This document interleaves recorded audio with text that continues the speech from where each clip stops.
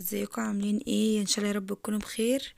اهلا بيكم في قناه يوميات ام ادم. النهارده بقى هنعمل ايه؟ هنعمل بانيه المقرمش بالخطير. ده بانيه طبعا. معايا كميه البانيه اللي عندكم هتغسلوها وتنقعوها في ملح وفلفل ودقيق، ملح وخل ودقيق.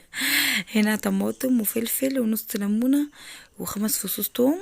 ماشي، ما كترش في التوم. هنا بقى ملح، فلفل اسمر، ورق راولة، بهارات فراخ، 2 حبهان، كمون، جنزبيل، بابريكا، واحدة ماجي، كمون. هبقى اكتب لكم طبعا المقادير زي ما اتعودنا في في صندوق الوصف طبعا، عشان ايه ما تحتاجوش كتير كده، يبقى ايه المقادير عندكم.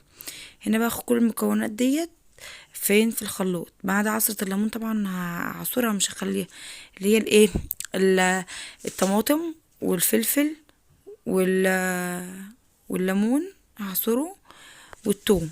الثوم ما تقلقوش من الثوم، هو بيديله طعم جامد جدا. هنا بقى انزل بكل البهارات هنا عليها.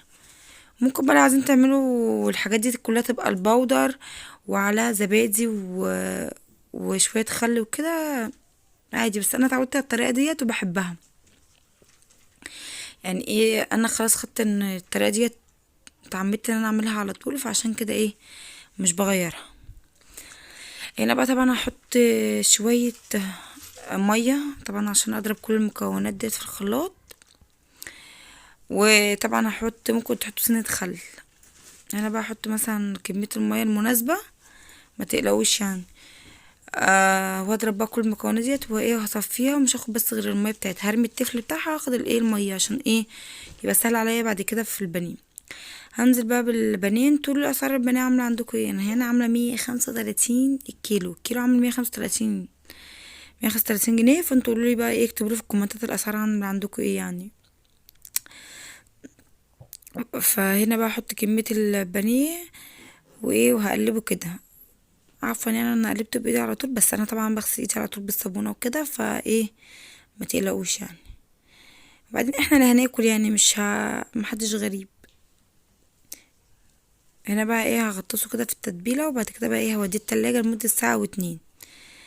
بعد كده بقى هطلعه وهصفي منه كل التتبيله على حسب ما انت هتعمليه. ممكن تعملوه من بالليل، ممكن تعملوه من اول الصبح. بعد كده بقى ايه هكسر عليه بيضايه طبعا عشان البيض غالي، هي كفايه بيضايه واحده حلوه قوي. هقلب بقى كل كمية البيض ديت، قلب كل كمية البيض. ايه بيضة واحدة انتي هتفتي؟ هي بيضة واحدة. همسكها كده ايه، اقلبها. وبعد كده ايه هاخد بقى من التتبيلة على الايه. ممكن تحطوا بصمات، وفي ناس بتعمل بصمات على فيجيتار، وفي ناس بتعمل فيجيتار بس زي كده. حطيت نشا ومعلقتين دقيق وشطة وشوية ملح. شطة اختياري، لو انتوا مش عايزين تحطوها ما تحطيش. هنا معلقتين دقيق ومعلقتين نشا وشوية ملح، شويه ملح صغيرين. وده فيجيتار بجيبه من عند العطار، بس يعني ايه، او من سوبر ماركت. يعني انا جايباه من سوبر ماركت مضمون.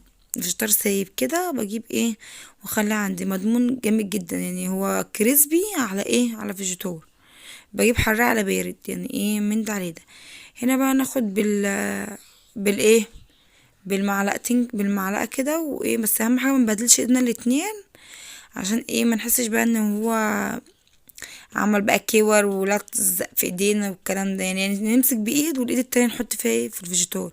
هنا بحطه بضغط عليه كده وايه وبنفضه. يعني ايه بعمله زي اسمها ايه، تدريجيا كده او مخطط عادي يعني. وانا بعمله وتعملوه وتنفضوه وتشيلوا اي زيادات.